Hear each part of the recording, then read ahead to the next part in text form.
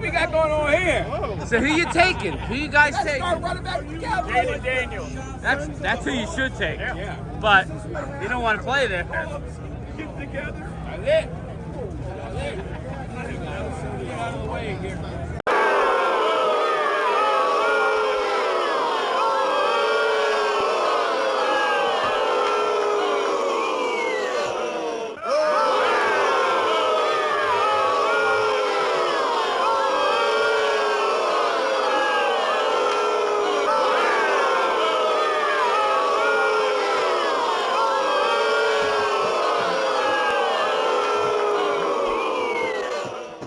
Well, what happened was that second game, we got our ass kicked. Or the second half, we just got our ass totally kicked. We couldn't do diddly poo offensively. We couldn't make a first down. We couldn't run the ball. We didn't try to run the ball. We couldn't complete a pass. We sucked. The second half, we sucked. We couldn't stop the run. Every time they got the ball, they went down and got points. We got our ass totally kicked in the second half. That's what it boiled down to. It was a horse performance in the second half. Horse. I'm totally embarrassed and totally ashamed. Hello? You play to win the game. You don't play to just play it. That's the great thing about sports. You play to win. Playoffs? Don't talk about playoffs. You kidding me? Playoffs? I just hope we can win a game. If you want to crown them, then crown their ass. But they are who we thought they were, and we let them off the hook. Oh, yes, we let him off the hook is right. We let him off the hook. We're not letting... First, let's start off. Game Time Brian, otherwise known as the Mailman. Yes, not Mailman today. Game Time Brian, following this ugly Cowboys loss. I predicted a loss, but I predicted the offense to put up a number, knowing they had to. Yet they did not score an offensive touchdown. It was bleak. I think the offensive coordinator slash Mike McCarthy maybe partied a little too hard following the Pittsburgh win in his hometown, and everybody was all happy. The bottom line is Dallas Cowboys did not show up in this game. I got a whole laundry list of stuff we could go over. I'll do it quick. I don't want to make this a long video. Dallas loses 47-9 at home. Dallas has now lost 4 straight games. They set an NFL record. 4 straight home games. They were down 15 points or more by halftime at home. It's never been done before. 4 straight home games, 4 straight 15-point deficits or more by halftime. That's not good. Dallas ended up having to be one-dimensional. First things first, happy birthday, Jerry. Jerry Jones' birthday. I believe he's 82 today. Put it in the comments, 82, maybe 83. He's old. Jerry Jones, the general manager of our team, always sees the glass half full, and that, listen, I could appreciate that. When you're a multi-billionaire, you could do stuff like that. You know, you could, instead of investing into your team and you dump $100 million into Comstock before the season, you know, your family wealth is second to none in the NFL. You guys are doing wonderfully. You should be proud of yourself, Jerry. But all kidding aside, it was a total dismantling. We knew Detroit had it out for it. They tried to throw the ball to the offensive tackle not once, not twice, but 3 times. Didn't work. Well, they completed the one. I guess it kind of worked. You know, he had a bug up his ass. You know, and I hated to see Hutchinson. Who was it? Chad Hutchinson? Not Chad Hutchinson. The defensive end for the let me see here. Aiden Hutchinson, defensive end. Looks like he's definitely gone for the year. I just hope he can come back from this. That was a nasty leg injury. Football is a tough physical sport. Kind of karma is weird, you know. Like I'm sure they would much rather have lost the game and not lost Aiden Hutchinson. So everybody say a prayer for Aiden Hutchinson. I hope he's going to be okay. But Dallas drops to 3-3. Yes, 3-3. So let's just hope that he is okay. That was the key to the game, in my opinion. I'll switch cameras here. We will roll over to. Oof. We'll go to this camera. There we go.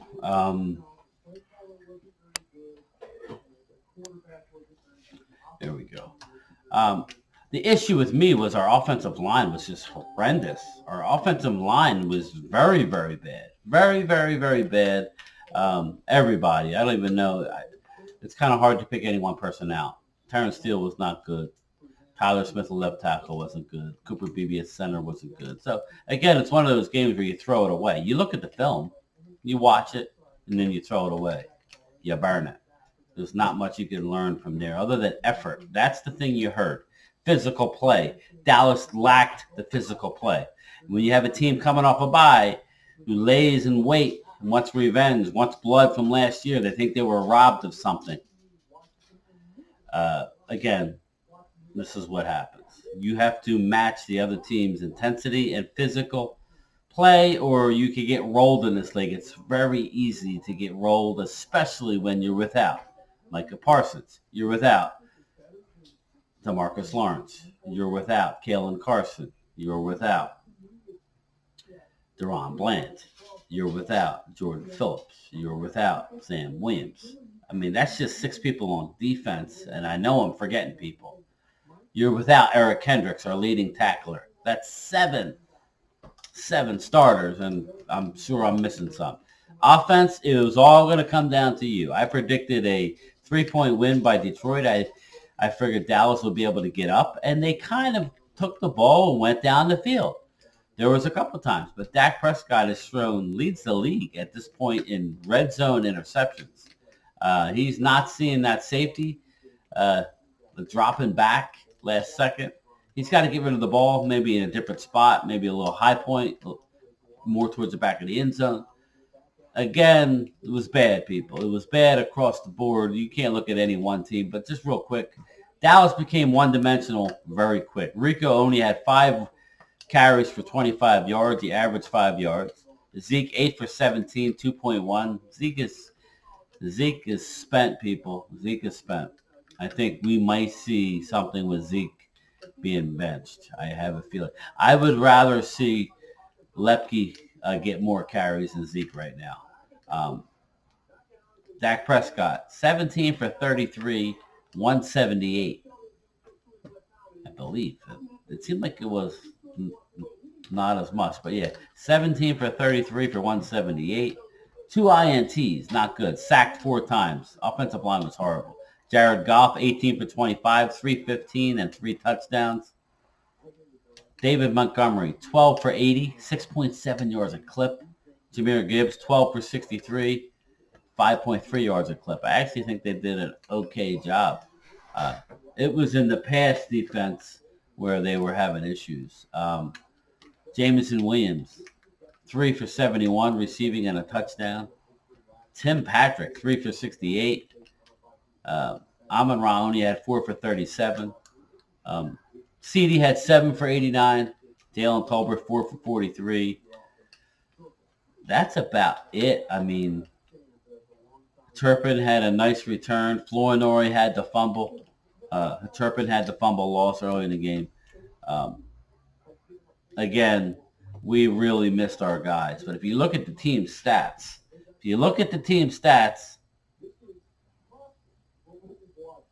492 total yards for the Detroit Lions. Here, I'll share my screen.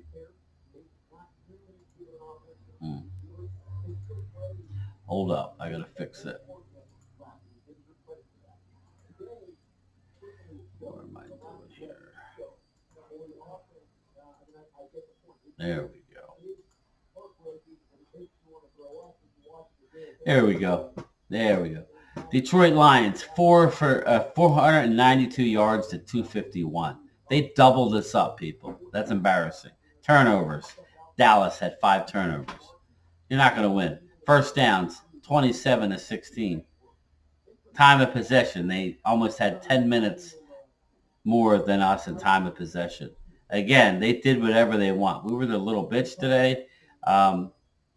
We were the little bitch today. There was a rough one.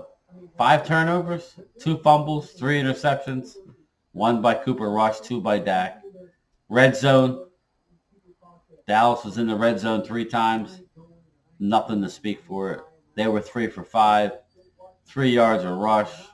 Only 17 rushing attempts. We were sacked 4 times. It seemed a lot worse. Dak took a beating. Interceptions, 3, like I said.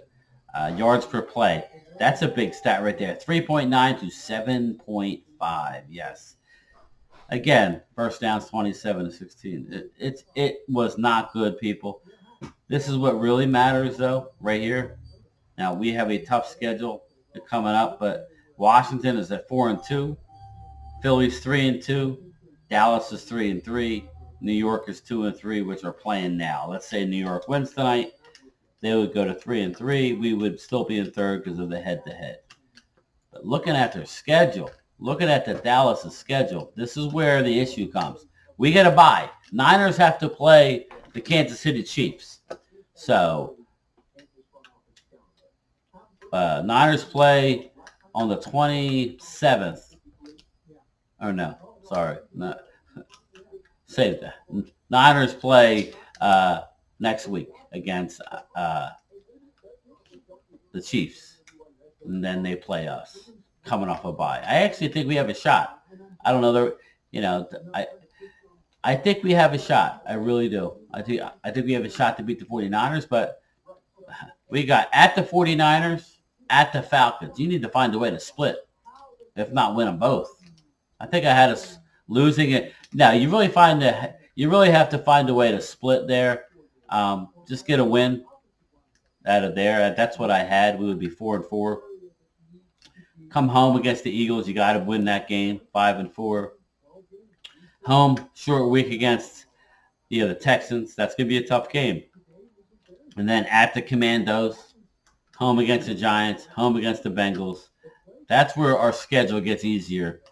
Home against the Giants, home against the Bengals, at the Panthers, home against Tampa. Tampa's good, but at home I'll take it. And then at the Eagles and home against the Commandos. So let's just look at next week, or in 2 weeks. We got to find a way to split the Niners and the Falcons. If that's the case, then we're okay. It is what it is, people. I mean, first place schedule. I don't really know what people expected today. I said in order for us to win,